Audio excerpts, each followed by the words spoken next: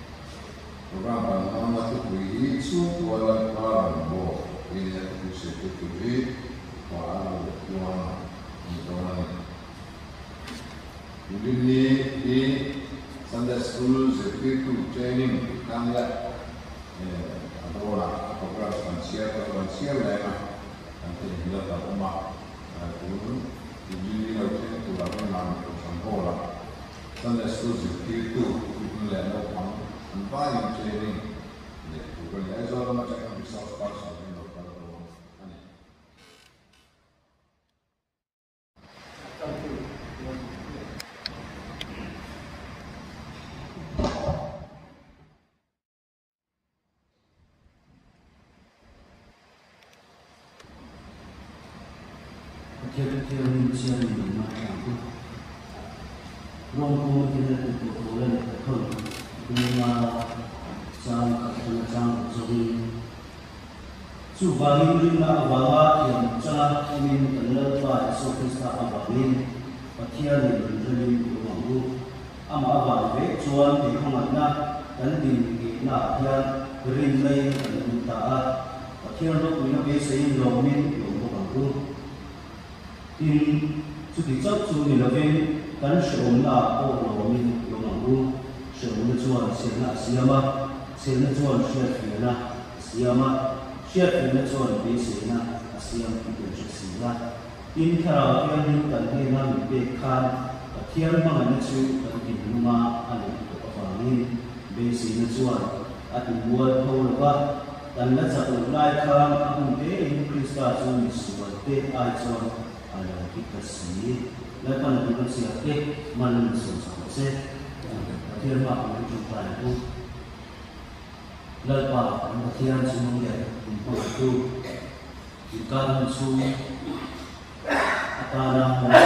karena bukan sah bego rente to satu dan mang letia misuala uina dan sarabang lo manusia misalnya hari lepas kemudian itu de dan zero don alia tukuyong turen buat sekolah konten setelah cara uina dan zulai ke siap-siap dengan peda dan rumah lalpa dan warna ke siapa itu sata irongkan orang mertua masuknya dan itu dengan mana masuk setelah urusan hobi irongkan orang itu sangat setelah dari rasa sangat lengkap dan Cina cuma semata kuat lalpa dan perhatian cara untuk berada dengan sekolah Zana anak kau ini sering tarawih suara dan kita stay di rumah dengan seperti di sana pun dapat dalam suatu saat ini.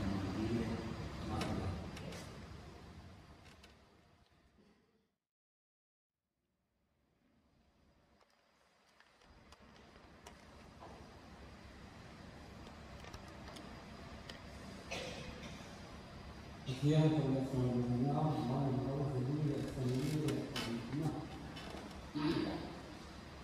If I then say wrong, I will start to become happy and now wrong. You find it in you. None of them went back to her when for a lot. God will see that person wrong.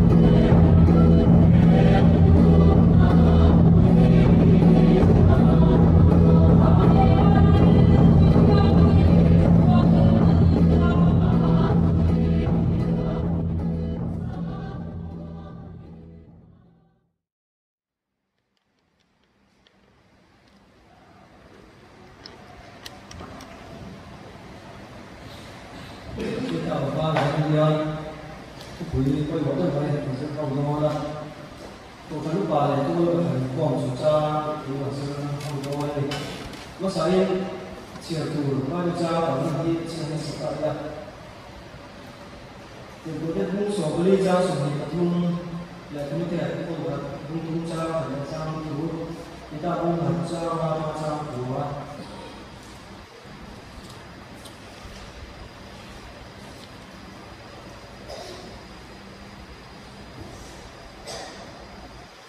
tiếp theo thì mua sổ và đi ra sổ cũng tiếp tục hai hảo tin ở thành phố thì là chua và ăn đua sẽ ba số mấy chua ăn cho số yên ăn trên đâu này là chua ăn cô thì sẽ chuyển ra thì là có tiền chúng ta không thật là không sao thì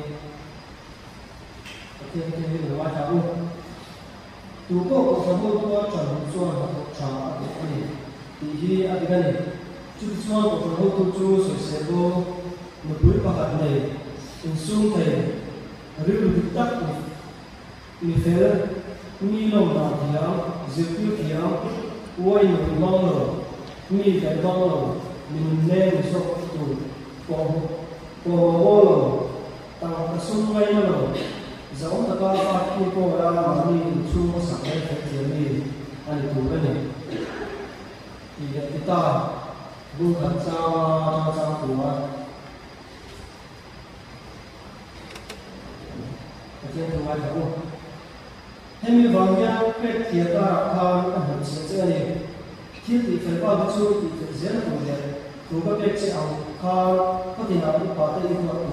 đi một là tủ bên tu ko se se bo le pui pa hat nei fa ta thia turin nom sa ko tu ko se se bo da va om lo ne ani ko ko chuan ko fa no ko chu ko thia so ko tu ani va ni se bo ani tu ni ni ti mo thin ram uai ni ba ni ve ba le ta bo do wa ni na ti bo do wa ni lo ba dia chalam du ri ta mi fel mi thiam ding in sum te mi an zo ko ni ha zir ti mi ta ko wa so ni a fi te tu le ya tu chu thiam ba sa ti te tu rin zir ti la an se thurin om chu ko ta ni an bo tu ani thu ba cha ke ta za ta na sa chu se thiên hòa trời đất Oleh bah, hatian tak benar tu. Misalnya dalam apa konten, konten lain, konten bukan konten. Tu pun waktu tak juga waktu dia, misalnya ada kuis yang kau tu bagian apa konten dia. Loklah, kan sangat suatu nanti. Lama masuk lah dengan satu. Kalau cepat nak nanti duit, kalau solat kalau sampai setahun ini nanti kan.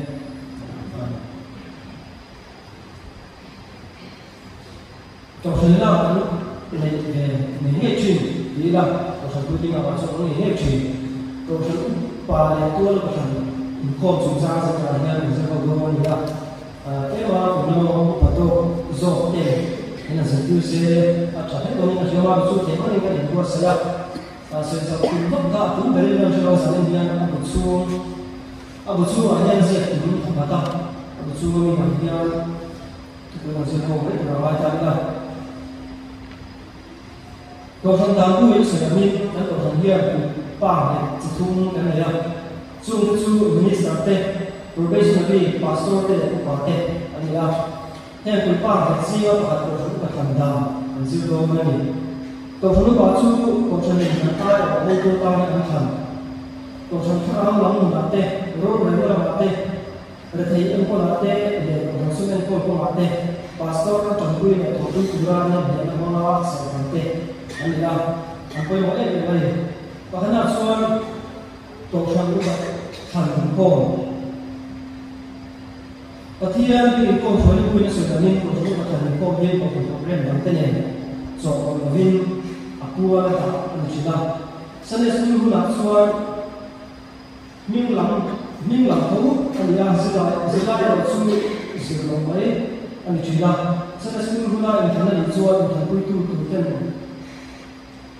và xuôi là lấy chào mọi người buôn chơi là số số school superintendent này xua in những làm này phải ngay kia thì phải đúng không in thằng tôi cũng tự thế này có rồi là làm số ok anh em chúng ta là những người có số sẽ đã mà không có nó suy nghĩ của rồi thằng tôi tự tin kia cao sẽ phải nói ở trên đây in thằng nào trong tôi cũng đã có suy nghĩ của rồi có cái số này số nó có gì in thằng tôi tự thủ anh là số qua rồi đó thì chỉ là số rồi câu chuyện của thằng gì ở bên em vào những phim của lệ rất là tuyệt vời nha trong đó là số thằng tôi tự gì là mi in thằng là khi tôi quay một cái tiền bia của số chín thì sẽ là thì là thằng là số thằng tôi ra in thằng là bé ở văn đàn giết thì ông tên là thằng đàn tôi tên Upatana thằng này là sự tên Upatana thằng thì là tên Upatana thằng thì là tên ở đây là bên trong chân đó thế là cho quý vị số là được rồi vì là cho azona cũng có xu của thằng đàn rồi cái gì là tên theo thì anh thằng thì là cái này thằng thì cũng ra tôi thằng đàn rồi kiếm dùng không sát về info là hiện anh không tụi bên nhau info có thằng đàn rồi kiếm ra về anh听nói một chút tôi cũng thấy được thằng đi anh thấy nó này tin thằng thì cái vợ một chủ gia thì thằng tôi giống giống cũng tôi chỉ là hùng thì tao nó vợ hùng mai đó cái này cái thằng tôi cho một cái này in thằng bay in thằng thầy anh có mấy tiếng sự biến in chỉ là sản xuất của nó nhau tin in thằng là hi biết cái này của anh có ba biết cái nào anh biết đâu có những biết của bạn chung một cái sao là in thằng là hi bóc tủ anh ra chú in thằng tôi cái này cũng bảo đây là thằng này tủ anh bóc cái này in thằng su thu mà sẽ tôi有些个này tủ anh ra in thằng là bé bà chuan sĩ bộ chủ nghĩa trả cái này in phong po ở hoa ta bảo đi sĩ bộ trả anh có trả cô tôi có thằng tê hoặc có số có thằng nào thế cô để chúng ta xem mà sĩ nó chủ ngay cái này thì chú cái này thằng có thằng chiều đấy in thằng đi sang school là anh chuan chúng có bảo sang cái bộ chuyện anh các bây giờ thằng chuyên tên là ổn định ổn khi in po bảo rõ cái tủ này là thằng chuyên tên po anh qua bên trong trại sản xuất anh có cái này thì nó bây giờ là chuan tôi có thằng po tôi có gì đang làm của chuan có một cái điều mà thì anh là em có một cái điều mà cái gì trên cái tiền tôi chuan bảo thì mấy chuyện đó trong cái chỗ chuan tôi bảo tôi bảo cái này nó sử dụng đi anh làm chuan mà qua vào chuan cũng sáng ngày và biết chỉ là không có áo ta thì là sử dụng làm đầu biết ở trong cái tiếng tôi bảo thì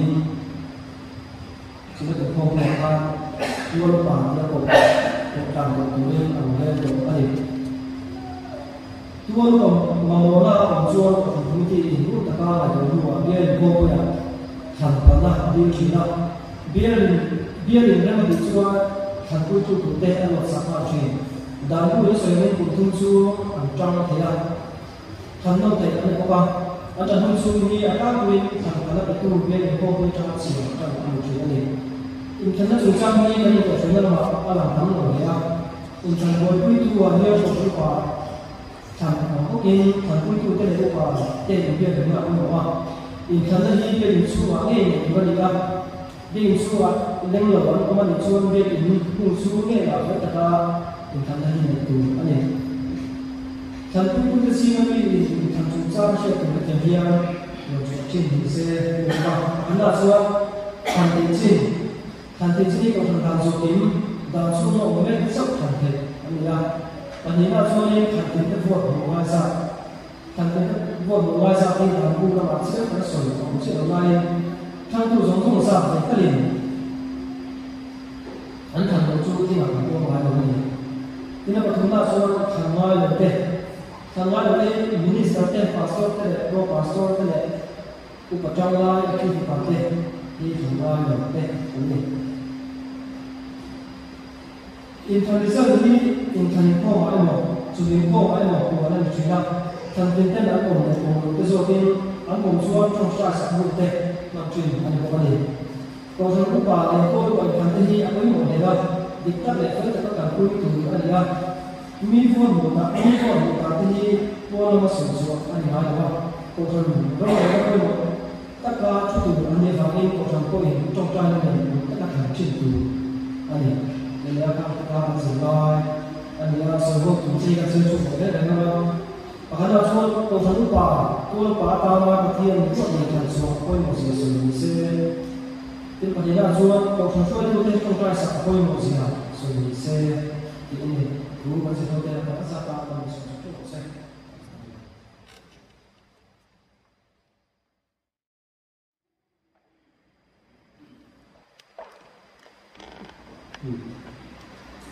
nó thì trong số anh ấy đã số của hai cái phế thì trong một chút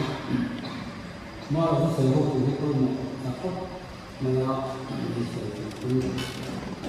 đúng không? Chia nhiều rồi, còn phần lúc qua này tôi có sau mà chia nhiều rồi thì thành sự cái mà sự là người ta người sử dụng của người đó nên là tôi có thành số cái chủ đề không phải là cái một gì mình cái gì mình sử dụng thì đó nó chỉ mỗi một cái bài kỹ thuật người ta cũng mới là mình anh là sử dụng nó được những sản phẩm chỉ hóa mà phục vụ tốt để người đứng mà người lấy nhưng mà người lại phải này được những sản phẩm được không?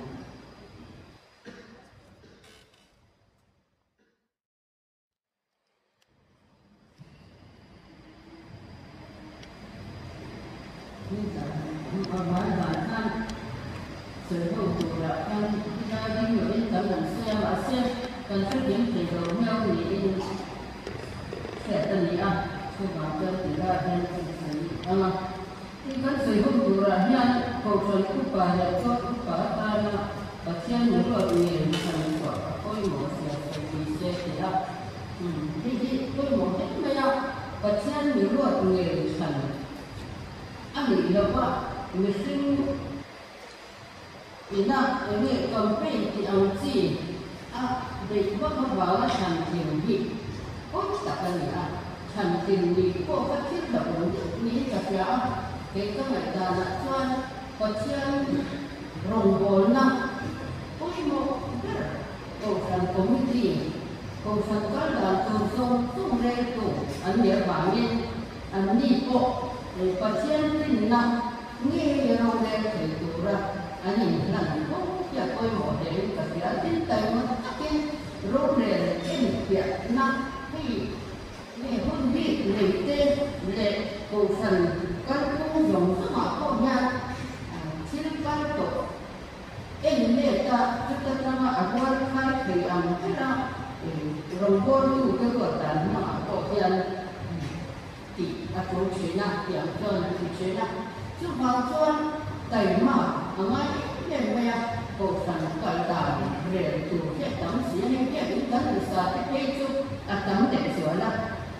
thế là nhà cổ phần cái quả tết và chân thì nó sử dụng chiang thì tập nghệ là cổ phầnมีโมvề chiang để chiang cổ chiang đầu để mi chiang về BAMA để ai sang để in con sao mi không tụ anh nhỉ rồi tụ anh nhỉข้างหูเอ็นกุลดานเสียงดูข้างชวนสมมตินั้นลันอันนี้ปัจจัยเรื่องนี้นะอดีตอ่ะเหตุที่ที่น้ำไม่มีลงที่กันเสียที่กันดีเช่นเดียวกันโอ้ยเอ็นนี่กันเสียที่ข้างนี้นี่เราว่าเช่นขัดนั้นนั่นเสียเสียนี่เนี่ยจวนอุปทานดวงที่ตัวอุปทานดวงที่ยังก่อนเป็นมาในช่วงขัดได้นะthì thang của kia còn bên điều chim ống nghĩa sở thị cùng cốt thiên ở ống điều rằng mẹ hóa cùng là trong thời hình chung cái bộ tụ và trên tôi sở nó điền tất những cả phía ở đàn chuan và trên luật thằng nào đã có phần phá phản nghĩ phá lòng chuan còn bên là ngay rồi sở ngay rồi cái đàn thang án nhìn rất mê mà sẽ nhìn nó mừng cái gì em thấy bộ vì có chuyện của tận là nhìn đầu cho anh tiếng đầu này mây chút chút mà mình các cái đồng ra có cái thằng có cả cho áo bật lễ cho mua tôi quá các bạn cần mua cũng bà thành nhà mà nghe thằng còn là thật không lai để cho về lai như thằng mặn xí đầu cũng bật lắm chặt tổ là vợ mình thằng chặt tổ có chặt là về chặt nhà ít ra vào nó thành như là vợ và xe liền cũng đã chỉ tắt ra thành sới nha ít ra nhớ lai để rồi nhớ lai ai chặt tổ to là nhau cácอย่างท่านกันผมด่านผู้กันมีผู้หาคนยันเลขากันเชียงสันวางไม่หมดกันพิมพ์เลี้ยววางไม่หมดจะหันอินไปเสียไม่ดูเลยทั้งผู้ที่พูดcácอย่างก็กันจนไม่ดูจีเดียวทุกอย่างอายเลยว่าปิดตัวที่นู้นตะการเลยว่าเรียนตัวตักของแสดงตัวตัวตาและโจมตัวตานะกันดูปัจจัยเด่นนะกันเดียวตัวเนี้ยมานี่ทั้งโออันสวยชีนะเนี่ยตัวคุณอุปาเที่ยวที่ว่าเกี่ยมาก็ไปอยู่ทั้งเนี่ยอินข้อผู้ผู้ส่งสุ่มข้าที่มาอันเสียทักเสียมาก็ไปเดี๋ยวทุกคนจนผู้คนอุปาจังที่ละใช้เป็นเสียหนึ่งอันที่นั่นเนี่ยมาเสียที่ทุกคนทุกหน่วยงานส่วนนี้ว่าช่วงที่โตกับทั้งหลายเราคุยขัดมาในช่วงขัดไล่นาที่ตะกอดหลายเราเฮ้ยอะไรนะมีพวกจะทำงานนั้นสิ่งโดนจนนั้นเบลล์สิ่งอันนี้ข้าขัดหน้าเจอตัวตายละที่คนนี้น่าจะของสันช่วยผู้ที่ต้องใจสับคุยหมอเสียงจนมีเสียที่ที่ของสันเป็นเชื่อยันมีการไปยุ่งไหมของสันช่วยผู้เจ็บของสันก็ไม่ดีเลยของสันก็ไม่ได้ก็ไม่ดีเลยคริสเตียนสลายคนก็ไม่ดีเลยรู้แต่คริสเตียนมาสิสังกัดที่ทุกคนเราจินตา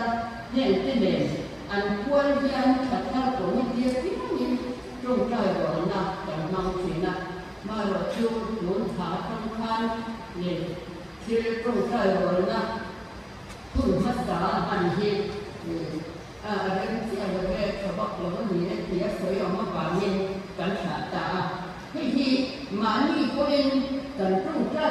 ที่ก็หมดเลยกับเสียกันมันเล่นเจ้าเลี้ยงยังอ่ะคนสังช่วยดูเก่งกันตรงใจสักอันยิ่งรักเหนื่อยตัวกันตรงใจสักเกี่ยวกับเรื่องมันคือสิ่ง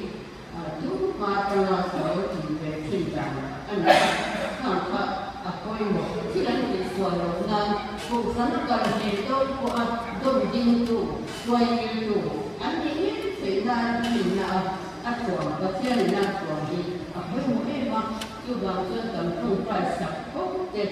ก็หมดแต่ไม่เป็น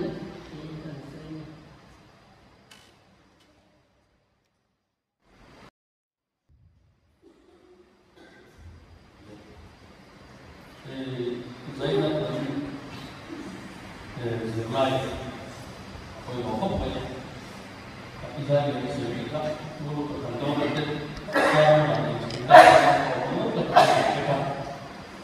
thế thì thật sự thì các bệnh của các bệnh là riêng rồi là cần mong xin là gì rồi phần dẫn đúng tận lệ người tôi nó thật người kia thì riêng rồi là dan dia si saya lakukan dalam kampung saya itu pada itu pada kampung nilai penelitian dan juga dan juga itu pada kampung yang ini apa orang tua suku orang tua lampau tidak sebenarnya wah ini awalnya ada thì thằng cứ tiêu thụ cái phôi như kia phôi thì tôi bảo cái sự đổi ra các tiền than để bảo cái phôi ra các loại than áp dụng phần lên cả cái sự thiên thằng cứ tiêu thụ phôi thì phải đi cứu mấy gì làm số phôi phần có mấy cái số tiền cái ai đổi ra thì phải là gì à thằng chungตัวชุดโบกับที่ก็ชุดให้อินสาระเพราะว่าดูแลอันเกี่ยวกับที่ดูอันที่อย่างนี้ที่พวกเด็กได้ก็ได้พวกมาสักกี่ก็ได้การช่วยเบี้ยดีกันพวกก็เกี่ยวคนดังเสียการคุยเสียที่ชุดทำแบบนี้ tôi phải là học sinh thì áp dụng phần này đủ thì chỉ là một cái để biết thì áp dụng chút thì đủ là một cái gì anh có thể cái máy sẽ là để chút tiền cho chúng ta sẽ là không nổi cái công việc của chúng mình có cái gì đóแล้วตัวคนเราตัวนี้มองดูว่าเราทำเราที่ตัวนี้จะมีจุดเด่นว่าจะมีจุดเด่นก็สิ่งที่สิ่งที่ไม่ว่าการเป็นเราสิ่งที่เราเดียวกันนั่นนี่คนที่เราต้องเป็นจุดจุดให้เด่นเลยนะ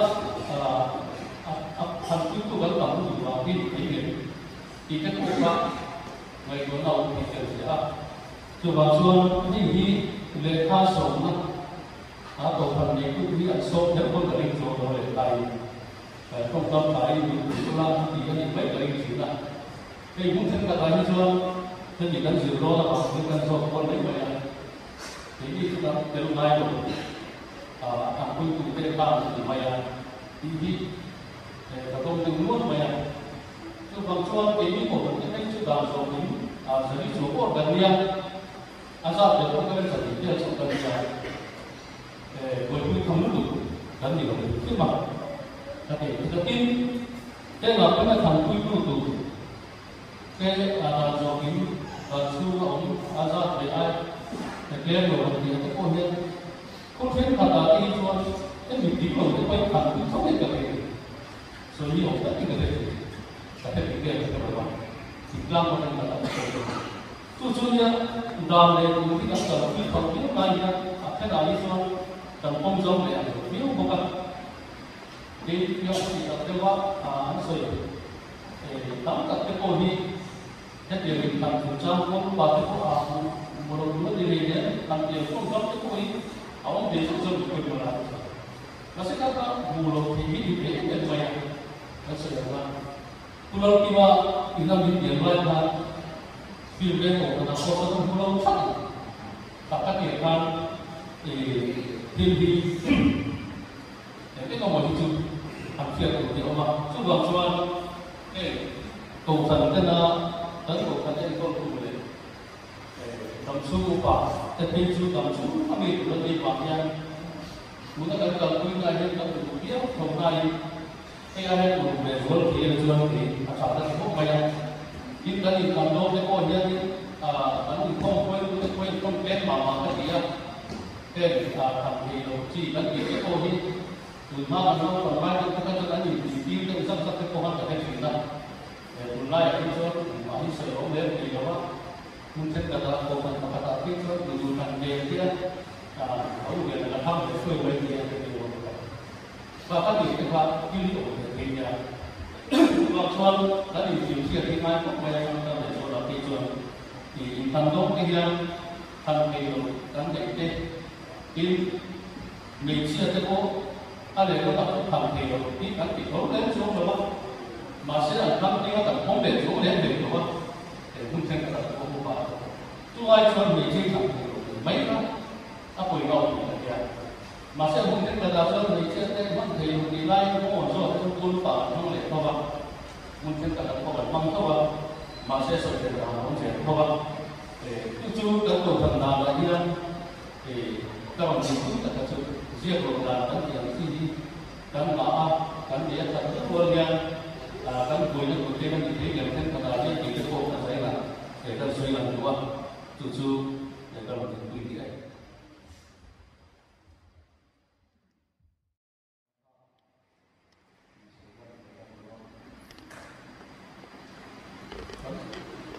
July siêu tuổi năm số lượng là rất là số tại phải có hai thế mấy cái gì đó không phải tôi đâu quả và thiên người vợ thành số quy mô gì đó quy mô tập ân thì không cho chia ra rồi chú sáng chủ bây giờ thì anh tin cái và thiên nếu mà chú cần thiết lắm thì lấy tất cả những số cái đó cái quy mô là không phải sẽ lắm cái tin cái cần thiết lắm thì theo các bạn muốn được cuối cùng là chỉ กันยูโรกันหันสันไหลจุดถึงข้าเทียนหรือว่าการติดกับไหนก็ว่าแง่ดีอ่ะเดียเชียตัวเนี่ยนี่เทียนหรือว่าสุดอีไล่ตัดขาดมันเสียสุดทับสุดอันนี้ก็จะออกมามิสิ่งไหนตัวนั้นก็น่าเทียนหรือว่าเดี๋ยวมาก็ลงสิ่งไหนต่างกันเอามาอามาก็เชื่ออันนี้ว่าที่ข้าที่เราทำมาในวันพ่อพ่อก็ทำงานต่อก็เพียงแต่ชุดทั้งคนเราสมสมอันนี้ว่าอามาก็เชื่ออันนี้ว่าที่ไม่เชื่อไอ้ตัวเราไม่ยังอาคุยกันไม่ชุดปัจจัยนี้ว่าตอนนี้ก็แค่เดียวแค่นี้ก็ไม่พอได้พอยังก็ชุดอาหารก็ดีการสนุกดีที่นั่นก็เพื่อนผมเชื่อปัจจัยนี้ว่าสำคัญก็เชื่อทางของมันส่วนจะมีเชื่อที่ถ้าเราเชื่อไม่ดีเราเมื่อมองเรามาเนี่ยมีเชื่อที่ช่วยช่วยเนี่ยทำไมตัวเราเนี่ยช่วยอ่ะช่วยดูพวกเราทำจริงเราการทำจริงเราได้ทำกูเหี้ยปัจจัยรู้ว่าตอนนี้ยังน้อยแต่เราการผมเลยอาทิตย์นี้ทุกคนน้อยแต่เราปัจจัยรู้ว่าอันนี้อ่ะดูเสียจุ่มยังไม่รู้ว่าปัจจัยรู้เลยนะจุ่มแต่ก็ว่าพอเราวันนี้ยังไม่หมดเลยไม่เสียสุดท้ายจุ่มอันนี้เราเอาตัวเองเป็นนะปัจจัยรู้ว่าเสียที่ไม่พอจุดนั้นก็เทียมกับว่าเราหมดกันที่ร้อยมาไม่หมดเราจุดที่นะว่าหลายแต่จุดเสียมันทั้งทุกคนเสียส่วนคนเสียข้าวเลยเราทำงานสักชุดกันเสียอันนี้มันเบี้ยเป็นปัจจัยที่ว่ากันที่พวกให้พวกน้องเสียอันนี้เวลาพวกเห็นการทำเราจะก้อนถึงเท่าทุกคือว่าอันนี้มันเบี้ยนี่การทำการเทียมที่ว่ากันดีyang kedua adalah kan komitmen oleh Rusia itu saya kan malam oleh Eropa tapi yang itu sudah nanti kan saya kan dokter lo mai dia ada boleh kan saya tak tahu perlu asalnya dia kalau kita pergi dari jauh itu kan komitmen orang yang mana cukup kayak macam saya itu cukup kan cukup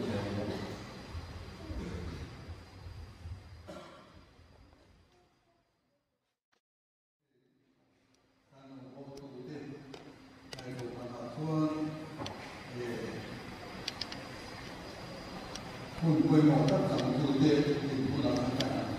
ที่มาที่ถ้าส่วนพวกคุณมาเรียนอย่างนั้นไปตามกันส่วนนั้นก็คือความส่วนที่ติดสังเกตคุยหมดก็ไม่เอาคือตัวปัจจัยนี้ที่เราโม่ตัวเป็นเด็ก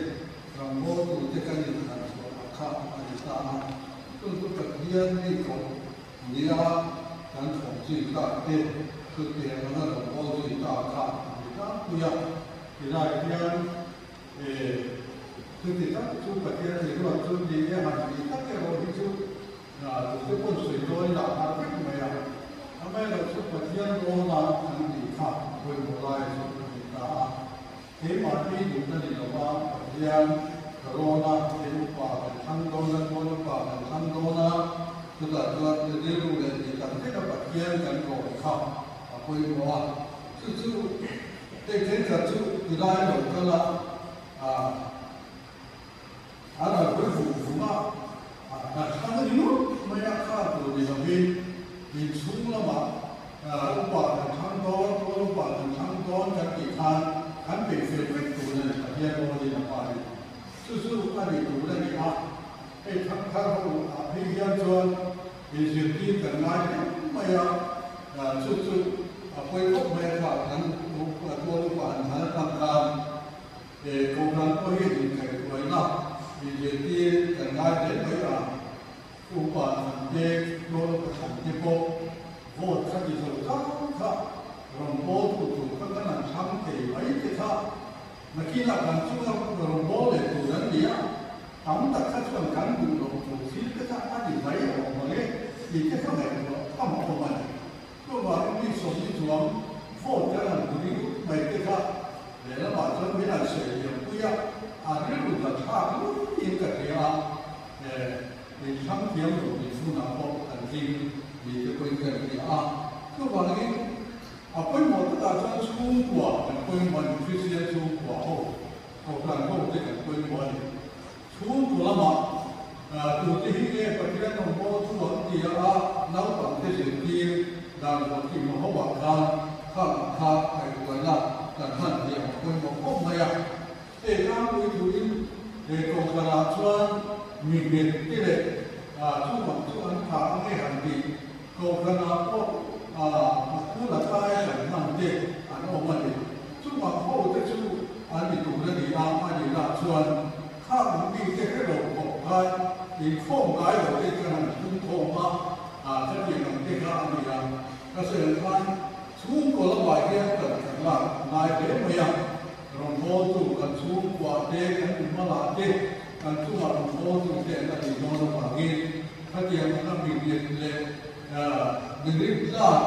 มีข้าไปบอกพวกไม่ยังถ้าเกี่ยวกับส่วนชุ่มก็ระบายเด็กพวกกันเราล่ากันอีกกับเจ้ากันอีกกับนายสินักข่าวกันนายกันพวกเราเชื่อที่ดูสักเก็บอกชุ่มขัดไรไม่ได้ชุ่มขัดอันสมบูรณ์นะพวกที่ถิ่นเด็กที่เราเห็นเฮ้ยที่อีจีนี่เด็กเราว่าเฮ้ยอะไรตั้งแต่ที่ชื่อเราบอกตัวโอ้ยเพียงเขาดันตาร่างกายอันนี้อายตกสักดีเอาไปตั้งไว้เขาดันทุกป่าเด็กบอกตัวทุกป่าเด็กบอกอันทันจะส่วนไอ้สิ่งใดเก่าขัดกันอย่างเดียวทุกข์หลงโอ้ตู้เรื่องจิตใจเราเดียวมีคลิปที่พอดีของเองทุกที่ที่ส่วนตัวดันหลงโอ้ได้เล่นจิตมีคลิปจิตเราจะเองก็ถูกนั่นเองก็ทำให้เทียมมีข้าอันใหญ่ก็เทียมมีก็ทุกที่เทียมมาตัวดันมันมีเต็มชื่อว่าเรื่องจิตกลัวการขัดกับส่วนเหตุการณ์นี้ก็ข้าอันนี้เป็นทุกกันดีตัวบางทีแค่นี้ท่านเราโม่ตัวเด็กกันกันเดียร์ฟิล์มพูดแต่ละอามาทุกวันที่ไปรักอันเราสวยโลกก็ตรงกลางในเด็กติดแต่สิ่งที่จะเราติดข้าอามาเองทุกอย่างทำชั่วอันเราติดกับชั่วเราโม่ตัวกันตัวกันตาทำให้เราอยู่ในนี้นะอันที่ทันชั่วที่ปล่อยกันเราที่เราจะไปปล่อยทิ้งตัวกันอยู่หมดสัตว์อามาเองตัวเรื่องการเทียมไม่หมดเทียมเราไม่บอกการเทียมที่เราเข้ามาเราปาตามของตุ้มมีข้ามข้าอันนี้นายมุกว่าตัวเองเราโม่ตัวเองการเรื่องเกี่ยวกับทำได้ไม่ยากเชื่อกันไม่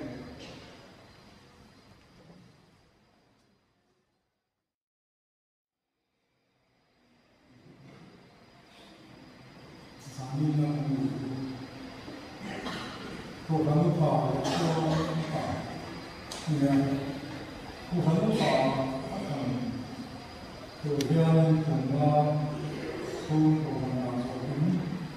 ถึงไม่ได้เราไม่ใช่แค่เรื่องเดียวกันนะที่ทั้งที่ตัวเราเดียวผู้คนเราเดียวผู้คนเราสมคือว่าจะเข้าหนึ่งของเป็นไงที่ทางที่เรียกว่าเราจะผู้ทั้งผู้สมต้องมุ่งเข้ามาใช้มุ่งนี้อันนี้ที่นั่นผมเรียนผมเรียนโซ่เข้ามาสมมติว่ามันเป็นนักเรียนถ้าเรามีข้อเสียตัวชื่อฝ่ายหรือชื่อตัวฝ่ายมันเป็นต่างกันแต่ยังทันทีสิ่งที่จะต้องทำตามถูกมากเป็นแบบการส่วนตามชื่อของนี้จะทำเป็นทันทีที่พวกเรา 那我们这些这个水果那里，他们注重种植的更多，这样多嘛了。但是，他们有的民意的他们自己，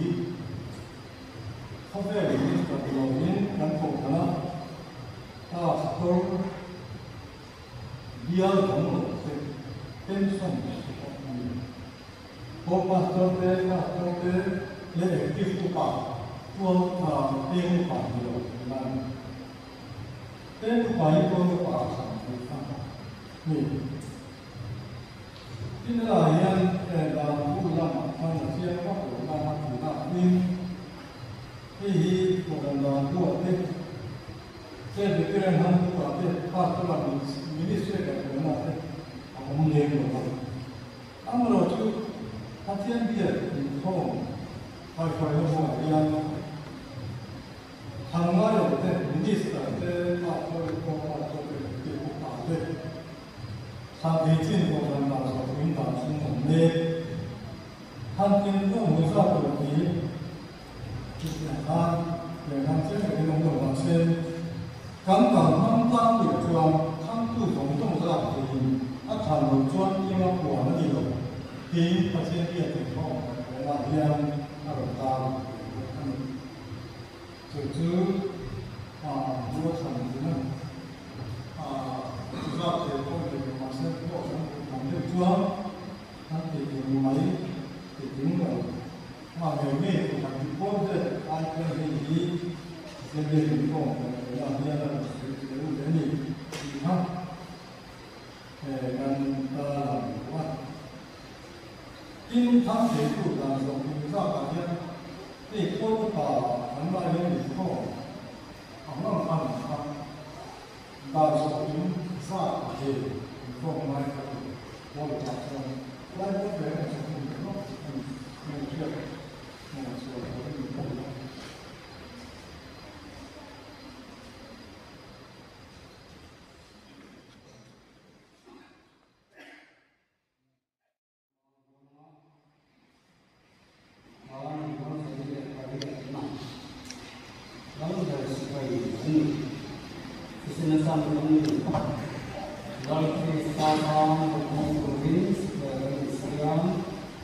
Thì họ vào văn hóa mà sẽ luôn phải vào